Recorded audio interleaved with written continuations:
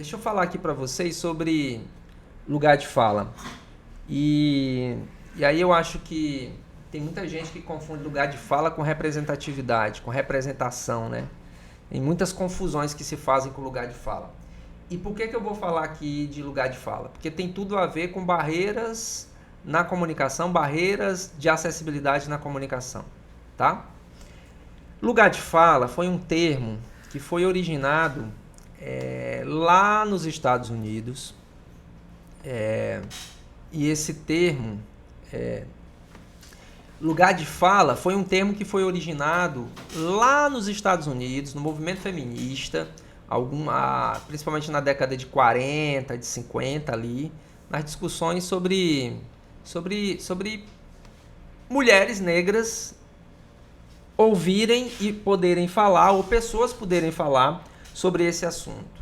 Mas a grande confusão que se faz com relação ao lugar de fala é que todo mundo acha que lugar de fala está apenas ligado àquelas pessoas que sentem na pele, que está na pele, tá? As pessoas acham assim: você não é cego, você não pode falar. Tipo isso, tá? Então, lugar de fala não é nada proibitivo, tá? Eu mesmo sou muito questionado por falar e por trabalhar com projetos ligados a mulheres cegas, com mulheres cegas. Porque a impressão que dá, e aí é o estranho, né? E o desconhecimento também, é achar que por um homem ser homem e não ser uma pessoa com deficiência visual, ele não possa falar, ele não tenha lugar de fala sobre essa temática. Isso é um erro gritante, grotesco. E por que isso é um erro quando se trata de lugar de fala? Existem três coisinhas lá três palavrinhas que têm um significado muito simples da gente entender, e por isso que é importante a gente ir na raiz do negócio, lá na Grécia Antiga, que diz o seguinte, que são três coisinhas. Doxa significa crença popular ou senso comum, são os conhecimentos, os saberes do senso comum. Sofia, que são vivências, experiências, né, saberes que você vivenciou. E epistemia, que é um método de conhecimento.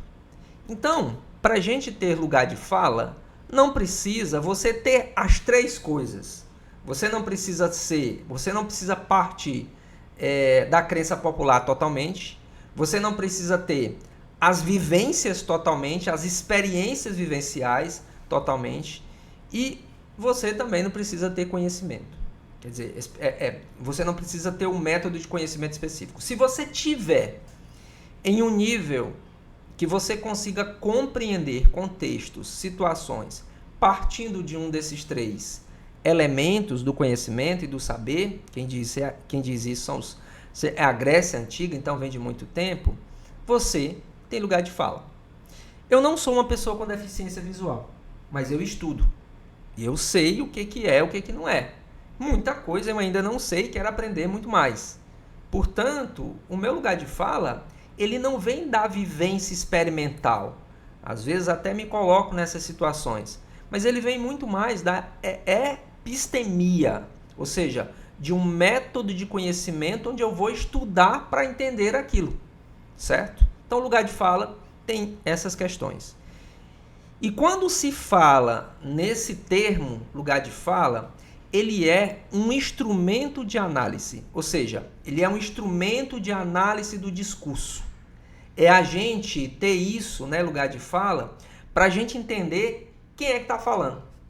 Quem é essa pessoa que está falando? De onde é que veio essa pessoa? Qual a experiência dessa pessoa? Será que essa pessoa tem bagagem de conhecimento, tem um método de conhecimento, tem teorias ou estudou para isso? Tá? Então, lugar de fala parte um pouco disso.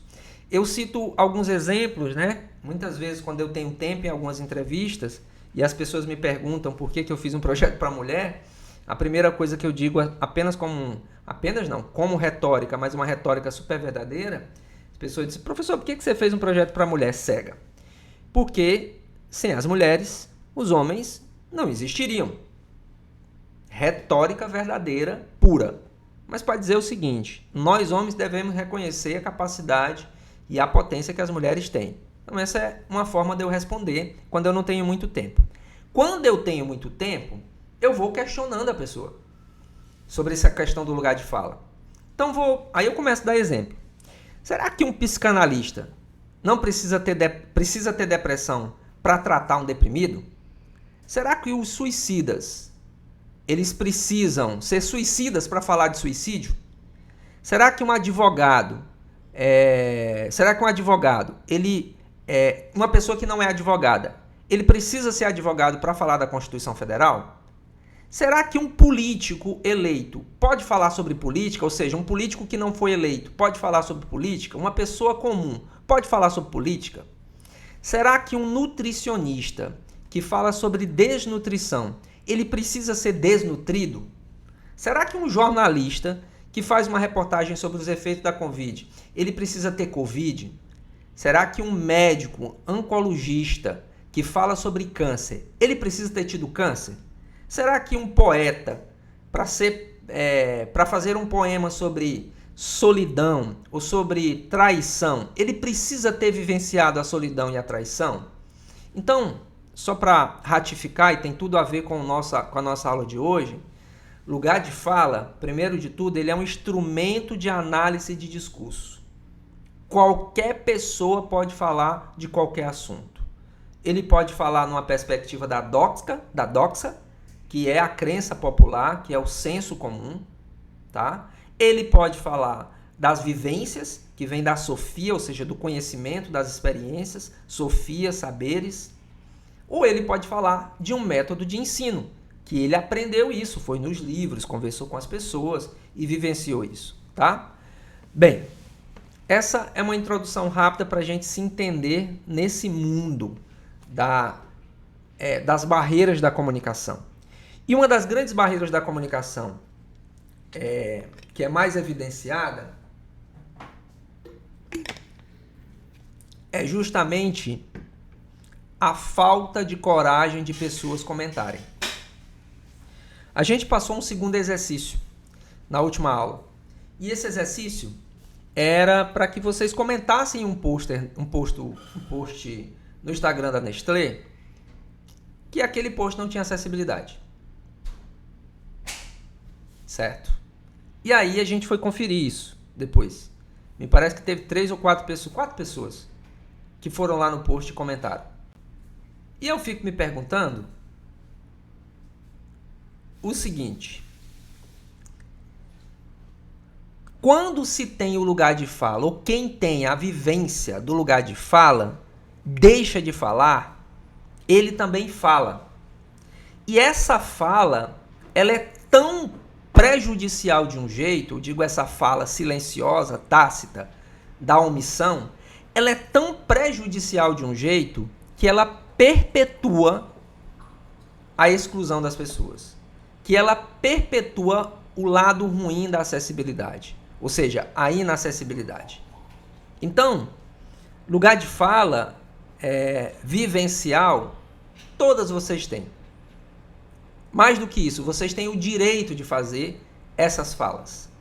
Muito mais, e aí eu não diria em grau se um tem mais ou se tem menos, mas vocês são a parte interessada. Talvez por isso vocês têm que falar mais mesmo. Tá? Isso é muito importante. E por que isso é importante? Porque se as pessoas que necessitam da acessibilidade, de quebrar as barreiras, não falam, outras pessoas que têm também lugar de fala, que têm o conhecimento sobre informações, sobre dados, sobre a questão da comunicação, da acessibilidade, falam, elas perdem um pouco de força. Elas perdem um pouco de força de quebrar as barreiras da acessibilidade na comunicação, que são tantas, tá? Ok? Então, deixando muito tranquilo o seguinte para vocês. Todas as pessoas que estão no entorno de vocês e no meu entorno, eles podem, dependendo da doxa, da sofia e da epistemia, poder falar sobre determinados assuntos que são ligados à acessibilidade e inclusão. E aí, o meu recado nesse início, conversem com essas pessoas sobre essa questão do lugar de fala. Que todas as pessoas devem falar sobre acessibilidade. Afinal de contas, o conhecimento, né, agregador, ele só vem a partir do momento em que você confronta as ideias, tá? Onde você cria, você diz algo para uma outra pessoa e essa pessoa vai constituindo um conceito sobre aquilo. É dessa maneira, é a única maneira que a gente tem de ampliar a discussão sobre quebra de barreiras na comunicação. Não é possível de que nós nos isolemos e vamos achar que as máquinas de lavar, que as máquinas de cartão de crédito, que os ônibus vão ser muito mais acessíveis, que os motoristas que pilotam esses ônibus, que transportam pessoas, eles vão ser muito mais empáticos e simpáticos se a gente não disser nada. E aí tem várias formas de dizer. E a principal forma de dizer é de maneira educada e inteligente, tá? E é um pouco disso que a gente vai ver numa aula lá na frente, não agora. Mas é fundamental que a gente comece a quebrar essas barreiras sendo mais inteligente do que o preconceito. Porque o preconceito ele é muito astuto. Ele é tão astuto que ele nem fala muitas vezes. Ele fica em silêncio. O preconceito ele fica no olhar das pessoas de uma maneira muito brutal. Ela fica ali em um lugar, muitas vezes, silenciando toda a possibilidade que alguém possa falar. Tudo isso que eu estou falando tem a ver com lugar de fala, tem a ver com barreiras na comunicação. Portanto, lugar de fala não é sobre só fala quem viveu. Não é isso. Lugar de fala é um lugar que serve como instrumento para que a gente analise quem está falando, quem está por trás disso, quais são os interesses, quem são essas pessoas, ou qual é essa pessoa. Tá bom? Ok? Tranquilo? E aí vamos lá, vamos falar de barreiras na comunicação, que são muitas. Vocês listaram aqui algumas coisas que elas têm a ver com barreiras na comunicação. E para começar, a comunicação ela é uma ferramenta fundamental, essencial para a interação humana das pessoas, permitindo que essas pessoas possam expressar suas ideias, as emoções e, obviamente, acessar informações. Então, comunicação, em essência, é quase como se fosse vida ou morte da gente, tá?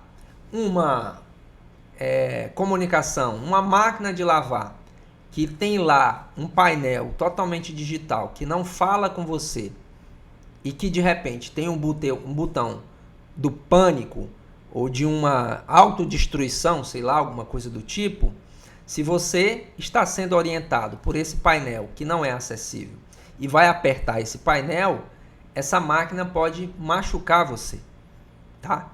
E assim tem muitos outros objetos que podem acontecer um prejuízo para você. O exemplo do cartão de crédito, né, da máquina de cartão de crédito. Se você não tem autonomia, acessibilidade total àquilo, de repente quando você for passar esse cartão, vai que na sua conta tem 50 mil e a pessoa, por má fé, digite lá os 50 mil e no dia seguinte você está lisa, né? Boa tarde, tá? Então, diversas barreiras são encontradas na comunicação que impedem a eficácia da comunicação, especialmente quando a gente considera a diversidade das experiências. A diversidade das experiências humanas. Não são só as pessoas com deficiência visual que têm a experiência humana da inacessibilidade. Outras pessoas que não têm deficiência podem ter tido experiências com deficiência, sem deficiência visual, mas podem ter tido experiências que possam colaborar e construir diversidade de informações onde você melhore, onde você evolua, tá? Então, de novo, diversas barreiras podem impedir essa comunicação eficaz, especialmente quando a gente considera a falta de diversidade, a falta das experiências humanas, incluindo as pessoas com deficiência. Quando a gente explora as barreiras físicas, atitudinais e comunicacionais, a gente tem uma visão ampla, visão entre aspas, ampla, abrangente, de como cada uma de nós pode afetar a troca de informações e como podemos superá-las. Então, de todos os itens, de todos os níveis, melhor dizendo, os níveis de comunicação, de acessibilidade, eles estão ligados basicamente a esses 3 pontos.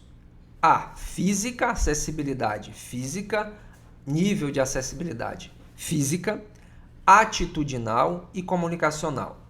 Se a gente tem esses 3 aqui bem estudados, os outros níveis, que daqui a pouco eu vou falar para vocês em detalhes, ficam muito mais fáceis de serem resolvidos, de serem rompidos suas barreiras de inacessibilidade.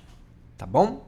Então, o nosso foco, o foco desse curso completo que vai estar lá na plataforma para vocês, ele vai trabalhar em cima desses 3 níveis. E por que só desses 3 níveis? Porque se a gente for pegar acessibilidade instrumental, acessibilidade, o nível de acessibilidade metodológica, você entra em campos que precisa de muito mais conteúdo, porque principalmente a metodológica e a instrumental estão ligadas às questões de educação.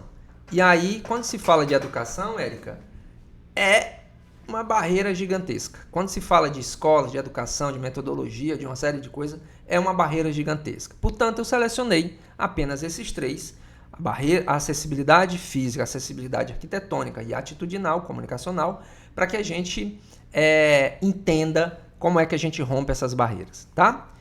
Vamos lá, vamos começar a primeira aqui. Barreiras físicas e atitudinais. As barreiras físicas, elas têm na comunicação, na verdade, as barreiras físicas na comunicação, elas são obstáculos concretos, tangíveis. A gente pode pegar ou não pegar nessa barreira física. E elas, obviamente, impedem as pessoas de acessar as informações ou de participar plenamente daquela atividade, né, que exige comunicação, que exige uma relação de comunicação. Isso inclui muita coisa, mas isso inclui, mas não se limita somente a isso. Os exemplos que vocês deram aqui no início da nossa conversa tem tudo a ver com essa inacessibilidade comunicacional física.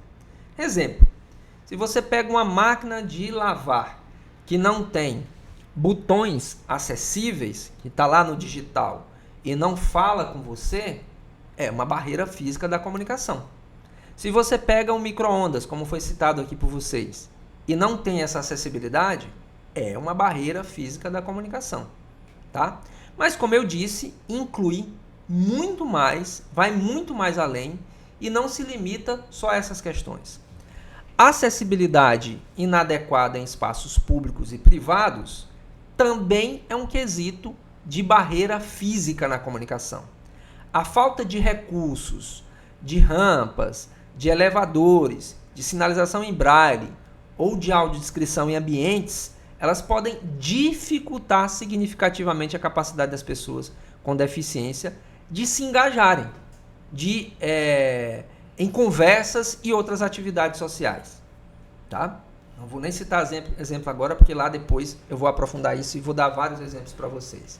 Mas, enfim, a acessibilidade inadequada em espaços públicos é um problema sério de inacessibilidade, ou melhor, de barreira física na comunicação. A tecnologia que não é adaptada, ela mata as pessoas com deficiência em todos os níveis que você pode imaginar. Ela mata tanto do ponto de vista da saúde, da educação, do lazer, da oportunidade, da segurança.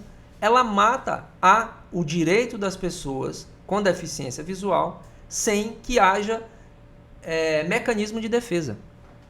Porque como é que uma pessoa que que é deficiente visual e vai no supermercado, pega o cartão de crédito, vai lá na máquina e de repente nessa máquina de cartão de crédito, a máquina não diz nada para você.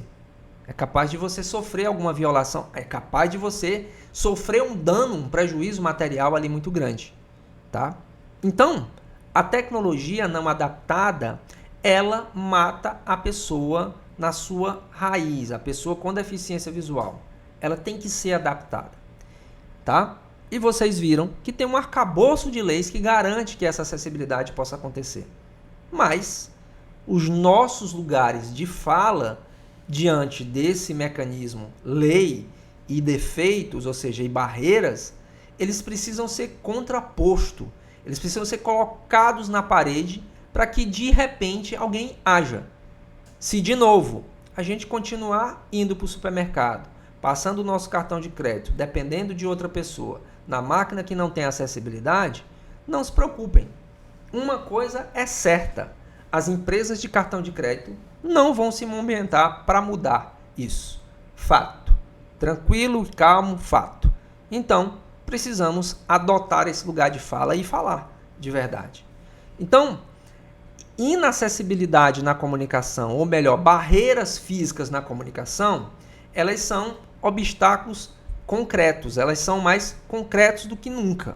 No caso do digital, eles são concretos porque faltam os botões.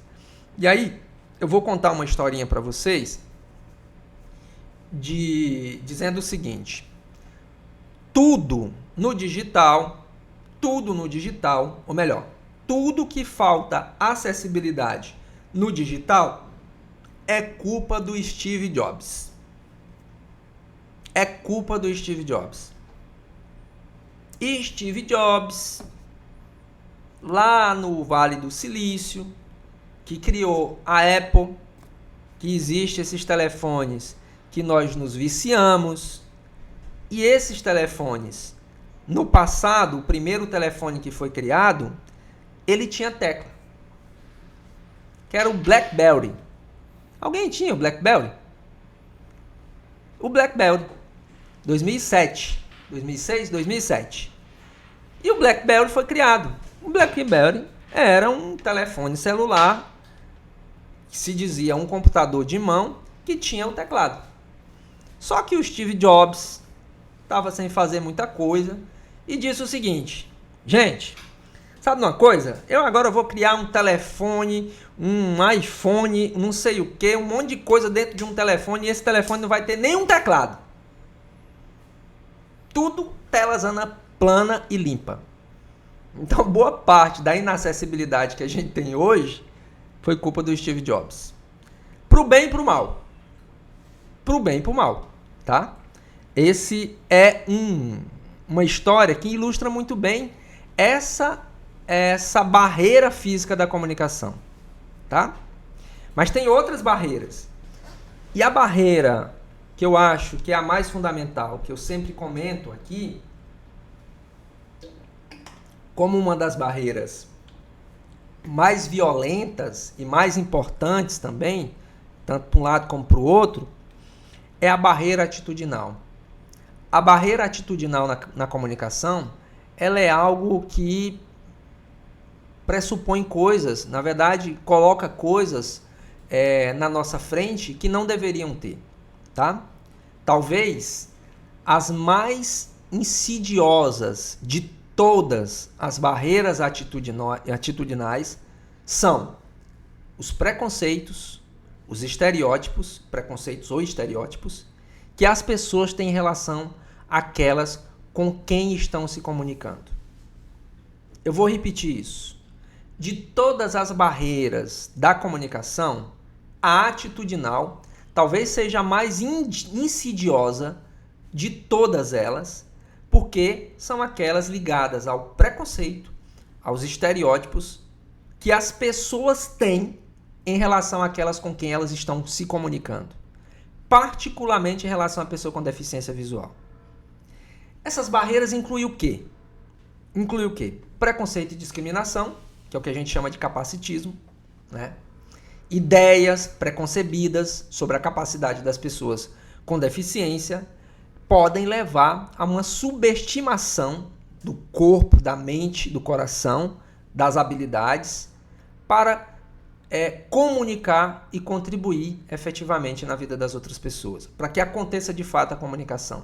Portanto, preconceito e discriminação é uma dessas barreiras que está no campo da barreira da comunicação, da barreira atitudinal na comunicação. O outro elemento que se enquadra dentro desse atitudinal é o paternalismo.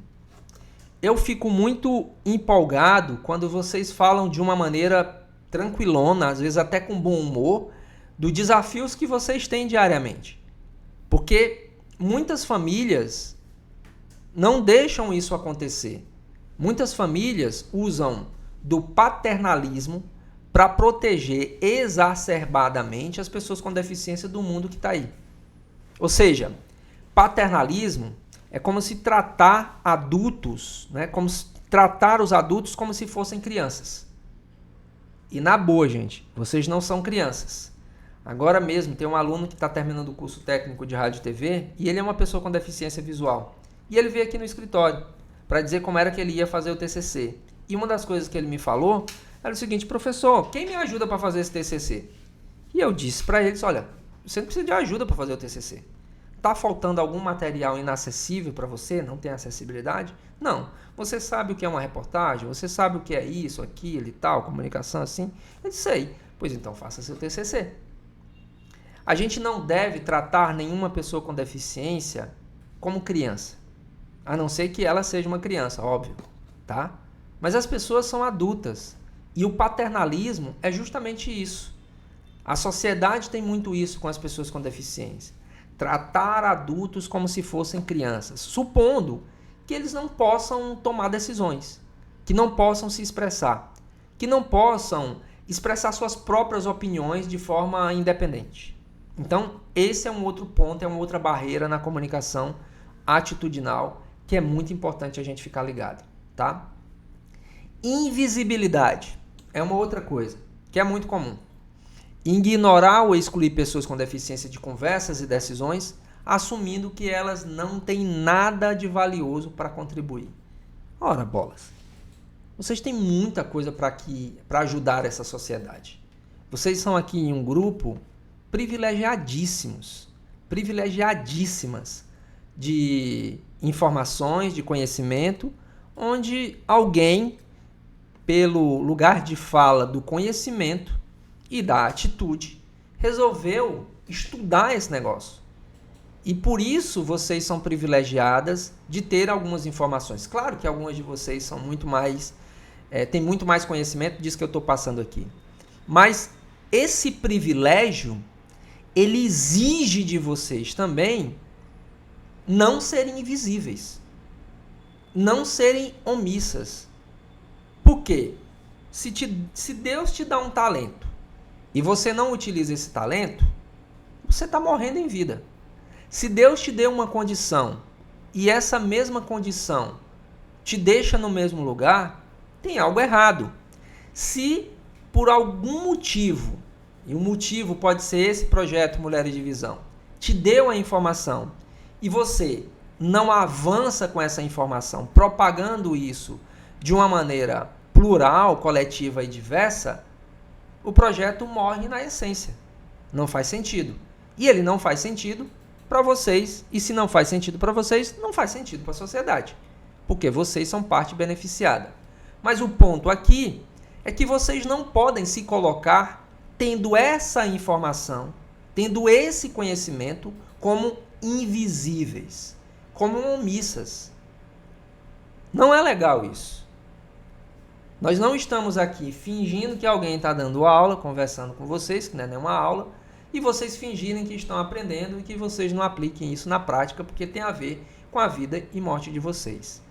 Então, preconceito e discriminação, paternalismo e a invisibilidade são 3 elementos ligados a barreiras da atitude na comunicação que fazem com que a gente gere estereótipos, que a gente trate pessoas com deficiência como criança, que a gente ignore a nossa capacidade, nos tornando invisíveis, diante dos outros e vice-versa, porque isso é o que mais a gente vê no dia a dia.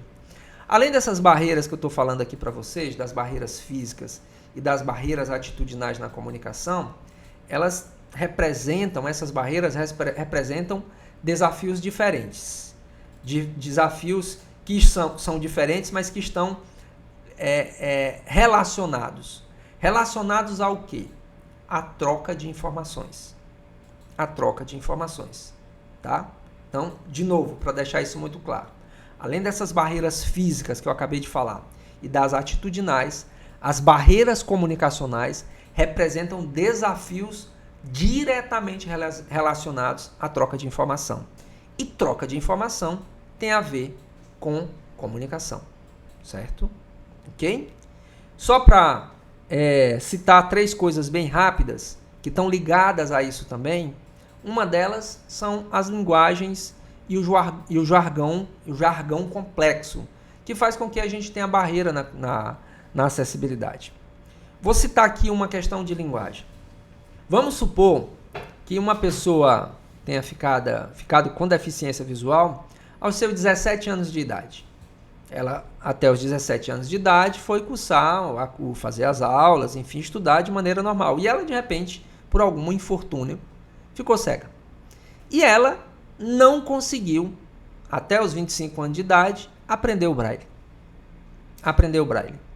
Então, quando se fala da linguagem própria, ou do jargão, ou da língua, ou do código, é muito provável que essa pessoa que não aprendeu braille não vai conseguir acessar as informações de um mapa tátil que está dentro de um shopping.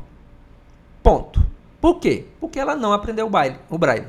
Ela não conseguiu ser alfabetizada no braille. E muitas vezes é por uma condição não de oportunidade, mas uma vez que a gente é alfabetizado de um jeito, é difícil a gente se alfabetizar em outra linguagem. Então, esse é um ponto. A outra coisa é a falta de recursos de comunicação alternativo. A gente sempre sabe que o brasileiro ele se vira, né? Vocês mesmos já disseram aqui no Se Vira nos 30. Ah, eu não sei qual é uma marquinha do sabão da máquina de lavar. E aí alguém falou aqui que pega um copo, mede o sabão e bota lá dentro. E seja o que Deus quiser. A outra disse assim: ah, eu boto lá na airfryer a comida, boto o franguinho temperado, ligo o botão e conto no celular. A gente sabe se virar. Se a gente sabe se virar, as empresas que têm recursos, são obrigadas, inclusive, a fazer essa acessibilidade, elas deveriam nos ajudar a se virar melhor. Concordam? Portanto, a falta de recursos de comunicação alternativo é um outro grande desafio que a gente tem. E a gente tem que ir ensinando aos poucos. Por isso, a experiência de vocês é muito importante. Eu fico imaginando uma reunião de alinhamento de conceito de um novo design de uma máquina de lavar na Brastemp. E a fala de Lidiane, e a fala de Érica, ou a fala de algumas de vocês. O quanto essa máquina de lavar, ou as pessoas que vão fazer essa máquina de lavar, poderiam levar em consideração aquilo que vocês estão dizendo. É por isso que a gente não pode ser omisso. Porque nós temos a informação. Vocês têm a informação tanto da epistemia, como da doxa e como da sofia. Vocês têm a crença popular, a vivência que vocês têm. Vocês têm sofia, que é a experiência. E vocês têm a epistemia, que é o conhecimento. E esse conhecimento, somente na cabeça de vocês e no corpo de vocês, não vai fazer sentido nenhum. Ele não vai fazer as coisas evoluírem.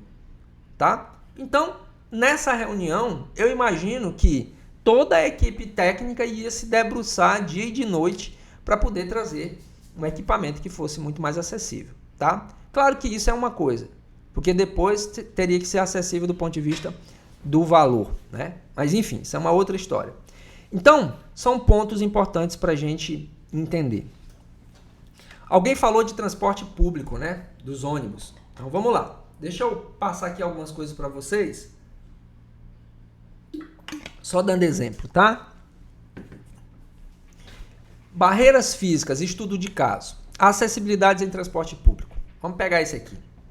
Um exemplo notável da superação de barreira física pode ser visto em sistemas de transporte público que implementaram soluções de acessibilidade. Eu acho, mas não sei se ainda é certeiro, que o metrô de São Paulo obedece um pouco dessas atividades de acessibilidade ou dessas ferramentas de acessibilidade. O metrô de São Paulo ele foi projetado com plataformas elevatórias. Ele atende as pessoas com deficiência física. Ele tem rotas acessíveis, tem lá o piso tátil. Tem uma sinalização em alguns lugares em braille, que eu lembre, assim, faz muito tempo que eu andei no metrô de São Paulo, não sei se tiraram. Eles permitem que as pessoas com mobilidade reduzida ou com deficiência visual utilizem também esse sistema de transporte. Então, é possível ser feito. Essa iniciativa e tantas outras, elas podem facilitar o acesso ao transporte público, tá? Esse é um exemplo. Um outro exemplo, né, de barreiras atitudinais são campanhas de conscientização sobre deficiência. Um exemplo que eu gosto muito, né, que combate um pouco dessas barreiras atitudinais, é a campanha Não Me Julgue pela Minha Deficiência. Não sei se vocês já viram isso. É primeiro olhar a pessoa, não a deficiência.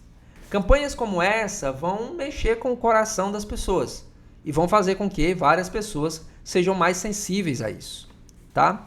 Um outro estudo de caso que a gente pode ter como referência são a implementação de tecnologias assistivas na educação. A gente tem um estudo bem marcante que eu li, fiz questão de ler ele inteiro, que é um estudo de uma tese, tá? De barreiras comunicacionais implementadas na Universidade de Santa Catarina. E esse exemplo específico da Universidade de Santa Catarina, ele ofereceu serviços de interpretação em libras e materiais didáticos adaptados. São tecnologias assistivas que fazem com que esse conteúdo seja assistível, tá? Então, as barreiras físicas, e aí eu vou citar aqui várias coisas só para reforçar mais esse conceito. As barreiras físicas na comunicação, elas têm problemas e têm soluções. Vou citar aqui alguns deles. Problema: uma pessoa com mobilidade reduzida tenta acessar um edifício público para uma reunião, mas encontra apenas escadas sem rampas ou elevadores. Qual seria a solução? Instalar as rampas para essas pessoas acessarem essa reunião, tá? Se não tiverem as rampas, o que eu faço? Que as pessoas tenham a atitude de colocar um departamento onde haja acessibilidade no piso de baixo, ou implementar portas automáticas, corredores. Muitas vezes as empresas não estão atentas a essas questões de acessibilidade. Mas isso passa pela nossa atitude também de cobrar. Afinal de contas, uma empresa ela passa por um processo de legalização. Nesse processo de legalização, tem algumas certidões de fazer com que essa empresa funcione, se ela atender determinados requisitos. Um outro problema é funcionários de uma empresa não estão acostumados a interagir com colegas surdos. Resultando em exclusão dessa pessoa. Ou mesmo uma pessoa com deficiência visual e eles não interagem com essa pessoa com deficiência visual dentro da empresa. Qual é a solução? É a gente realizar uma conversa franca, um workshop de sensibilização, um treinamento que faça com que essas pessoas sejam entendidas, que elas sejam incluídas. Campo atitudinal. E isso não se gasta muito. Uma outra barreira, um outro problema, melhor dizendo, um estudante com deficiência visual enfrenta dificuldade para acessar materiais didáticos impressos. Qual é a solução? A solução é acessibilizar isso ou em áudio ou em braille. Se a pessoa for letrada em braille, ela tem direito, inclusive, de cobrar da educação que seja em braille. Em áudio também, tá? Então, tem vários pontos que as barreiras comunicacionais podem ajudar a sociedade. Mas aí, eu quero me debruçar agora com vocês na parte principal dessa aula, tá? E qual é a parte principal dessa aula? São acessibilidade nos meios de comunicação. E é uma coisa que, por uma questão de princípio, né, também de ofício, por conta de ser jornalista, é uma coisa que eu me dedico muito, tá? Acessibilidade nos meios de comunicação. Quando a gente fala desse tema, eu acredito que ele é um pilar fundamental para assegurar todos os outros direitos, independentemente de suas capacidades. Todas as outras as outras possibilidades ou impossibilidades das pessoas com deficiência, passam pelo meio de comunicação ou não passam pelo meio de comunicação. A acessibilidade nos meios de comunicação, eu entendo que é um pilar essencial para assegurar que todas as pessoas, independente de suas capacidades, possam receber informações, participar de diálogos sociais e usufruir de entretenimento. Assistir um filme do Mussum, por exemplo. A inclusão nos meios de comunicação, rádio, TV, portais de notícias, sites, redes sociais, não é apenas uma questão de direito, mas é também uma questão prática que enriquece a sociedade com a diversidade de perspectivas e experiências.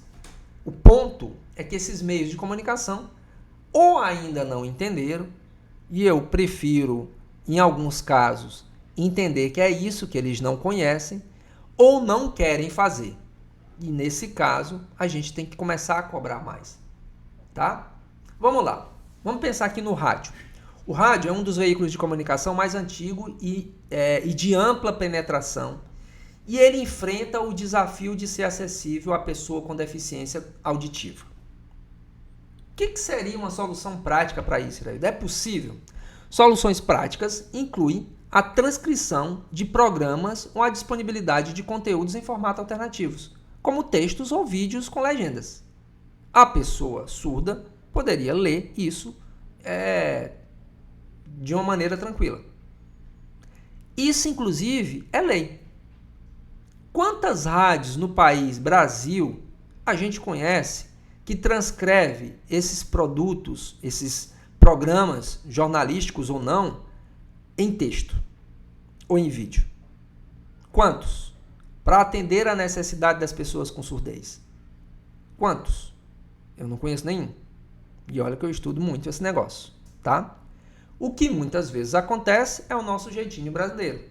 Uma pessoa pega lá esse áudio, bota em uma aplicação e transforma isso num texto para dar acesso à pessoa com surdez. Mas o veículo de comunicação fazer isso e possibilitar isso, muitos não fazem. A televisão, ela tem visto vários avanços significativos, tem tido vários avanços significativos. Inclusive a própria inacessibilidade digital que vocês citaram, dá muito nessas televisões tela plana que não tem botão, um ou dois botões, tá? Então a televisão ela tem avançado, tem tido avanços significativos em termos de acessibilidade, especialmente com a introdução da audiodescrição para as pessoas com deficiência visual e da legendagem, closed caption, né, para surdos e pessoas com deficiência auditiva. E aí eu quero abrir um parêntese aqui, eu acho que a gente já explicou um pouco disso na outra aula, mas só ratificar. Quando a televisão tem o closed caption, não significa que ela está acessível plenamente.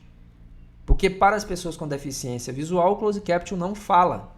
O closed caption é uma geração de legenda automática, é uma legendagem. E somente pessoas que veem é que vão conseguir ler isso que está aparecendo na tela. Essas tecnologias elas permitem que esses grupos não apenas acompanhem a programação, mas também desfrutem de uma experiência mais completa e rica. A regulação dos meios de comunicação, principalmente a televisão, está garantida pela lei. Toda TV que exibe um programa tem que ter acessibilidade e para as pessoas com deficiência visual, usar o recurso de audiodescrição.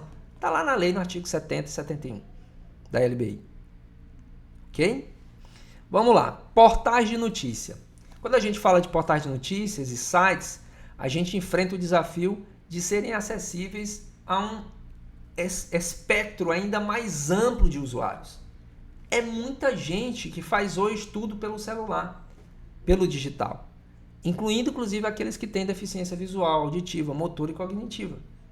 Então, a adoção das diretrizes de acessibilidade para conteúdo web, que é uma sigla, isso que eu falei, Diretrizes de Acessibilidade para Conteúdo Web, WCAG, é importantíssima para garantir que os sites sejam navegáveis e compreensíveis para todos.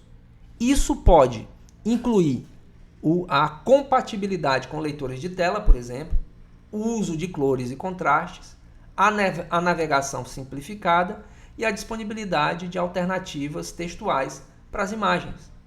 Isso é possível ser feito. A tecnologia já permite que isso seja feito.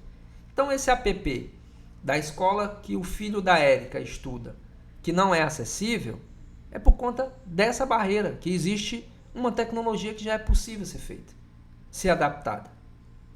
Quando eu digo que o atitudinal é o mais importante de todos os níveis de acessibilidade, é por isso, porque falta atitude. E aí, em alguns casos, falta o desconhecimento, tá?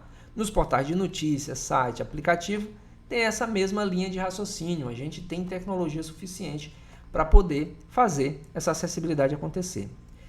Nas redes sociais especificamente, aliás, a pedidos, tem um curso que eu tinha preparado, não para agora, mas eu estou vendo que tem umas iniciativas de rede social de algumas mulheres do projeto, Érica é uma delas, que a gente vai antecipar um conteúdo muito interessante. Não sei qual é a data que está marcada, mas a gente vai dar um curso sobre redes sociais e acessibilidade, tá?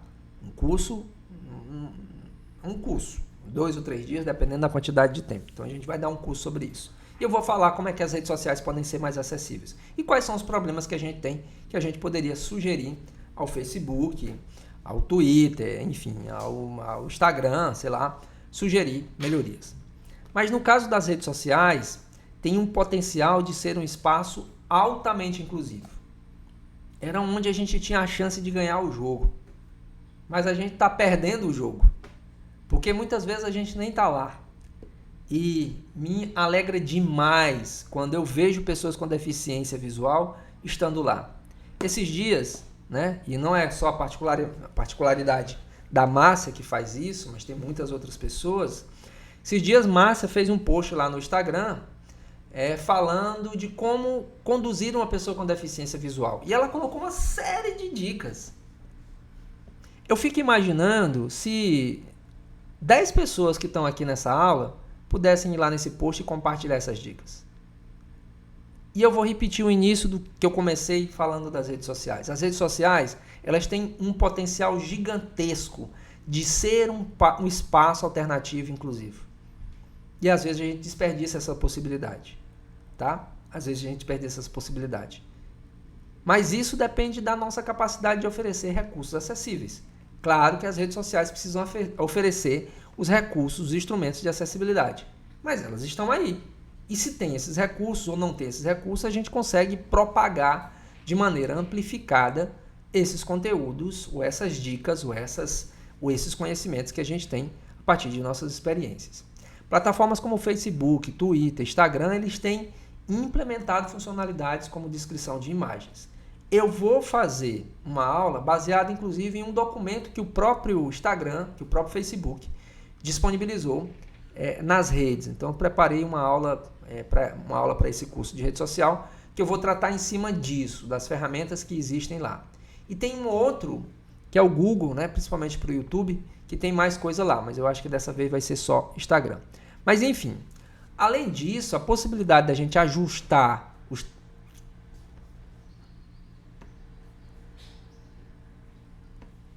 Tá bom, seja bem-vinda, Aurilene. Bom lhe ver. Bom lhe ouvir.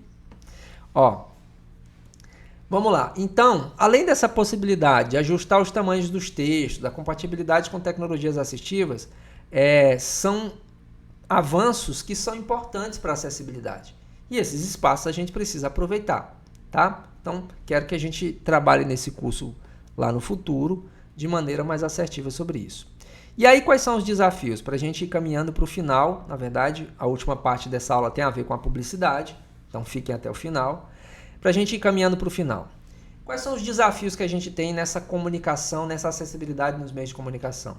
Apesar de todos os avanços, da legislação, de uma série de coisas, ainda existem desafios que são significativos para a plena inclusão dos meios de comunicação.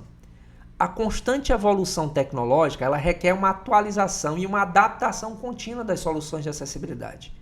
Quando o Instagram mexe numa coisa, possivelmente aquilo não vai ser acessível, vai dar um problema em outra parte. E precisa ir junto, tá? Além dessas soluções de acessibilidade estarem andando junto, né, dessas plataformas, é preciso que a gente tenha a conscientização e a formação sobre a importância da acessibilidade para criadores de conteúdo. todo mundo hoje é um criador de conteúdo. Todo mundo é um criador de conteúdo, menos eu, que eu tenho postado muito pouco. O Instagram, inclusive, meus seguidores estão indo embora, porque eu posto muito pouco e o Instagram é viciado em 3 coisas. No tempo, no engajamento e... qual é a outra coisa, meu Deus do céu? Em dinheiro também. Porque quando ele dá dinheiro para ele, ele bota a gente mais longe, apresenta a gente para mais pessoas. Ele é viciado nisso. E aí, às vezes, a gente não está disposto, tá? Então, a importância da acessibilidade para os criadores de conteúdo é algo que a gente precisa começar a conscientizar. Tem um menino chamado Ivan Baron. Vocês conhecem Ivan Baron? É isso? Acho que é isso. Vocês conhecem o Ivan? O Ivan tem sido uma referência, eu acho que depois eu vou passar o link dele aqui. Ele tem sido uma referência nessa discussão sobre acessibilidade, porque ele vai no dia a dia, enfim, é um influenciador chamado por muitas empresas para dar palestra. Pois bem, a acessibilidade nos meios de comunicação é um direito fundamental que promove a inclusão e permite que todas as pessoas participem ativamente da sociedade. É o que está previsto na lei. Ao abordar essas barreiras, né, a gente tratar dessas barreiras que existem e implementar essas soluções, a gente pode assegurar que os meios de comunicação possam refletir, atender a diversidade do público. Muita gente não assiste televisão porque não tem audiodescrição. Muitos programas não são ouvidos, não são assistidos porque não tem audiodescrição. É assim que é. Em um mundo cada vez mais visual e magético, que eu costumo dizer, a publicidade desempenha um papel crucial na forma como a gente percebe os produtos, os serviços e as marcas. Imagine um novo comercial de televisão que está sendo veiculado para promover o mais recente smartphone. O comercial, visivelmente, ele é deslumbrante, com imagens dinâmicas, mostrando características inovadoras daquele telefone, mas não incluiu a descrição. Para uma pessoa com deficiência visual, essa experiência é significativamente diferente. Sem a audiodescrição, a pessoa pode ouvir a música de fundo e talvez alguns efeitos sonoros ou diálogos, mas perderá completamente as informações visuais que são fundamentais para que ele tome a decisão de querer ou não aquele aparelho. Este é um exemplo que ilustra muito bem uma barreira significativa na acessibilidade e na publicidade. Do campo da comunicação, da área da comunicação, a publicidade é o lugar onde dá mais dinheiro. É onde se mais gira dinheiro. E, inclusive, a publicidade é responsável por, não diria transferir, mas ser um canal por onde passa todos os produtos que estão à venda, seja no digital, seja no online, ou seja no presencial. A publicidade ela é responsável para dizer para as pessoas que existem esses produtos. Então, ela tem um papel importantíssimo. Por isso, eu vou me dedicar aqui a falar com vocês muito sobre a publicidade. Porque a publicidade ela pode ser uma coisa muito importante, mas ela também, quando não tem acessibilidade, ela pode ser algo muito prejudicial. E aí, vamos lá. Para tornar a publicidade mais acessível, a pessoa com deficiência visual, a pessoa com deficiência visual, as boas práticas incluem, primeiro, a implementação de audiodescrição nos comerciais. A audiodescrição, ela narra os elementos visuais, não preciso falar disso aqui, mas vou só repetir. Mas a audiodescrição, ela narra os elementos visuais importantes, como as ações, expressões faciais e cenas, permitindo que as pessoas com deficiência visual ou com baixa visão compreendam o conteúdo visual. Outra prática que é muito recomendada, e eu acho que essa é muito importante, principalmente pelo preconceito que as pessoas com deficiência visual, baixa visão têm, é o uso de contraste de cor e fontes legíveis. Tem muitos comerciais que eu não sei, nem as pessoas que têm a visão normal não conseguem identificar quais são aquelas fontes, né? Principalmente nos materiais impressos ou nos materiais online. Além disso, é importante a gente oferecer informações em formatos alternativos, como o texto em braille.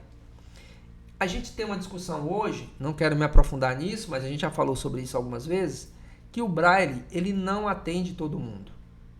Não atende todo mundo. Então, quando a gente fala de braille, associado diretamente, a gente tem que colocar do lado o áudio. Braille ou áudio. Braille e áudio. Se for os dois, melhor ainda. Mas se for o áudio, ele atende tanto um como o outro. Claro que o Braille tem uma outra característica, que é a característica da alfabetização. Quem é alfabetizado em Braille realmente sabe ler. Quem é alfabetizado só pelo ouvido é um outro negócio. Não quero entrar aqui. Mas a publicidade precisa adotar essas questões. E hoje a gente tem grande dificuldade no país de fazer o Braille e também o áudio. Hoje está mais simples, mas também o áudio. E aí tem algumas questões que eu quero falar para vocês do ponto de vista da publicidade, que está ligada à regulamentação. Em relação a essa regulamentação, embora haja esforços globais, mundiais e locais para melhorar essa acessibilidade na publicidade, as políticas específicas elas podem variar significativamente de um país para outro. No Brasil, por exemplo, a Lei Brasileira de Inclusão, né, que vocês conhecem, estabelece diretrizes gerais para a inclusão e acessibilidade. Elas estabelecem condições, diretrizes muito abertas, dando margem para interpretações. Mas as especificidades detalhadas sobre publicidade, elas podem não estar diretamente delineadas, organizadas, deixando claro o que e como as empresas, a publicidade deve fazer.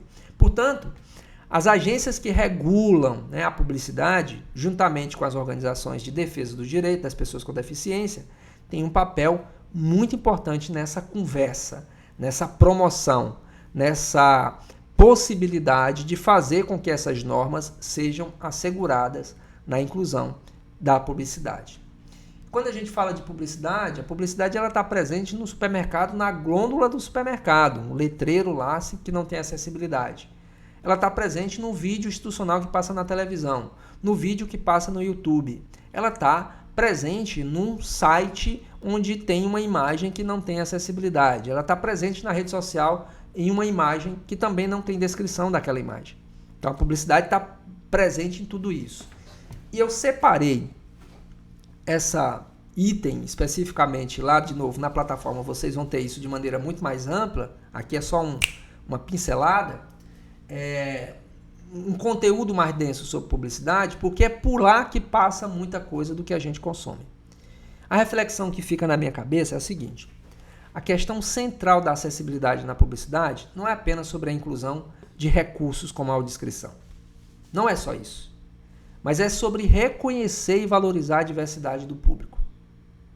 A publicidade hoje, né, ela não pode mais ser do tipo bombril, 1001 utilidade. Hoje, com a publicidade, com o digital, a gente pode adaptar a tal ponto que a gente consiga entregar o conteúdo individualizado a partir do perfil de cada pessoa, que é o meu público. A história do comercial sem audiodescrição, destaca, que eu contei nesse instante para vocês, ela destaca uma lacuna na experiência de consumo de uma pessoa com deficiência visual. Essa pessoa vai ter uma experiência muito ruim sobre esse produto se não tiver audiodescrição. Mas como é que a gente pode esperar que essa pessoa tenha o mesmo grau de informação e envolvimento emocional com o produto que foi anunciado nessa publicidade se ela não tem acesso pleno às informações transmitidas? Essa é a reflexão que fica. A reflexão mais profunda é sobre a igualdade de oportunidades. Então, a publicidade não é apenas um motor de venda. Publicidade serve para vender, mas também é um reflexo dos valores que a sociedade tem a respeito daquilo. Uma empresa que se preza e coloca a acessibilidade na sua publicidade, ela está entendendo que tem um público diverso. E olha, não são poucos. A gente tem no Brasil mais de 7 milhões de pessoas com deficiência. É muita gente. Ao tornar esses materiais publicitários acessíveis, a gente entende que os meios de comunicação, a publicidade, as empresas não estão apenas cumprindo uma obrigação legal ou ética, mas elas estão afirmando que cada pessoa importa. Cada pessoa importa. Que cada pessoa tem o direito de participar plenamente da vida cultural, social e econômica da sociedade. E nesse caso, eu entendo que é essencial a gente questionar o agir, as práticas atuais para garantir que ninguém fique de fora. E eu vou repetir isso de novo. Nesse caso, nesse contexto, é essencial que a gente questione o agir dessas empresas referente às suas publicidades, para que a gente garanta, de novo, que ninguém fique de fora, que ninguém seja deixado para trás na hora, ou melhor, na era da informação visualmente saturada, que é isso que está aí. Publicidade é uma forma de comunicação utilizada para incentivar, para persuadir ou para influenciar o público a tornar alguma ação, geralmente relacionada à compra de produtos ou serviços. Usando um termo bem simples, é a maneira como as empresas falam com os consumidores sobre o que elas têm a oferecer. Publicidade é isso. Elas tentam convencer a gente a comprar aquilo que a gente nem precisa. Percebe? É isso que a publicidade é. E onde a publicidade é aplicada? Olha só, a publicidade é aplicada, ela é quase onipresente na comunicação. Ela é aplicada em diversos locais, desde os tradicionais, como os outdoors, na beira da estrada, páginas de revistas, intervalos comerciais na televisão, no rádio, nas plataformas digitais de redes sociais, nos e-mails, nos websites, nas máquinas de cartão de crédito, nos caixas eletrônicos, em uma variedade de lugar. Portanto, se a gente olha para todas as barreiras comunicacionais que a gente tem, todos os lugares onde tem barreira comunicacional, sob uma perspectiva da área da comunicação, a publicidade é que a gente tem que ter mais atenção. Mais atenção. Primeiro, pela essência do que é a publicidade. Persuadir, convencer a gente. E segundo, porque tudo passa por ela. Tudo passa por ela. Pode dizer qualquer coisa que vocês estiverem imaginando, que com certeza vai passar pela publicidade. Uma caneta que está na minha mão, passou pela publicidade. A máquina de lavar, os apps das escolas, o micro-ondas, os ônibus, tudo, absolutamente tudo que a gente puder imaginar passa pela publicidade. Então, o nosso olhar entre aspas, né, para essa área da comunicação, ele é fundamental. Ele é importantíssimo para a gente entender e avaliar o agir dessas empresas na prática. Tá? Os meios de comunicação, os veículos de comunicação que enfim, só para reforçar, que passa essa publicidade, é a mídia impressa, jornais, revistas e panfletos, a mídia exterior, outdoor, banner e letreiros, né, aqueles letreiros gigantes que tem em alguns lugares, que são eletrônicos, o rádio e a televisão, e no digital, tudo isso que você já conhece. E, claro, os eventos e experiências. Isso aqui eu acho muito importante vocês lembrarem. Publicidade passa pela mídia impressa, mídia exterior, que são outdoor, banners e letreiros, rádio e televisão, digital, redes sociais, e-mail, marketing, enfim, uma série de outras coisas que são no campo do digital, eventos e experiências. 1, 2, 3, 4, 5. Tudo passa pela publicidade nesses meios que eu acabei de falar para vocês. Então, ela é importantíssima a gente estar ligado, a gente estar atento. Porque vai passar pela televisão, vai passar pelo rádio, vai passar pela mídia exterior, vai passar pela mídia impressa, vai passar pelos eventos, vai passar pelas experiências, tá? E eu não vou me aprofundar nesse conteúdo agora, porque lá na plataforma vai ter muito, já fechando aqui para o final, tá? Muita gente reclama, eu já conversei com muitos publicitários, de que fazer acessibilidade na publicidade é um negócio meio inconveniente, incompatível. Olha só o que a gente tem que ouvir, tá? Conversando com um amigo meu publicitário, um dos melhores aqui do estado do Piauí, e ele, sem querer, soltou isso. Disse, olha, às vezes a criatividade na publicidade é incompatível. Aí eu disse, caraca, que pensamento, né? Então vamos lá. A questão da compatibilidade entre a criatividade e a acessibilidade na publicidade, ela é muito relevante e é instigante. Ela é instigante.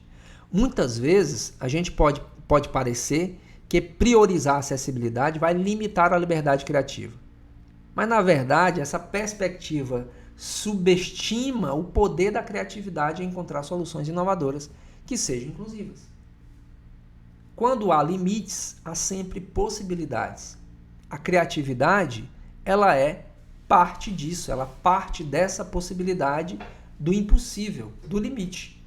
A verdadeira criatividade, ela floresce diante de desafios e ela projeta campanhas publicitárias que sejam, ao mesmo tempo, criativas e acessíveis às pessoas com deficiências, com tipos de deficiência diferentes. Essa é uma oportunidade de expandir os limites do que é impossível e do que é possível. Em vez de dizer assim, acessibilidade na publicidade não combina. Ao invés de ver a acessibilidade como uma limitação, a gente pode considerar que essa mesma limitação é uma catalisadora para a inovação na maneira como a gente se comunica, como a gente se torna, como a gente torna as mensagens não apenas mais inclusivas, mas também mais potencialmente mais impactantes para um público em geral. Portanto, a resposta é muito clara quando se trata de criatividade e acessibilidade na publicidade. Não são apenas compatíveis, mas são extremamente integradas, possíveis de integração. Pode elevar, inclusive, o padrão da publicidade que você faz, eu dizendo para o meu amigo, tornando-a mais rica, inclusiva e eficaz. E eu vou repetir isso aqui. A resposta, muitas vezes, para essa questão de criatividade na acessibilidade, não só apenas são compatíveis, mas são integradas. Podem elevar o padrão dessa publicidade, tornando-a mais rica, inclusive e eficaz. A publicidade acessível é uma área que ganha cada vez mais destaque, especialmente em um contexto onde a inclusão e a diversidade são valorizadas.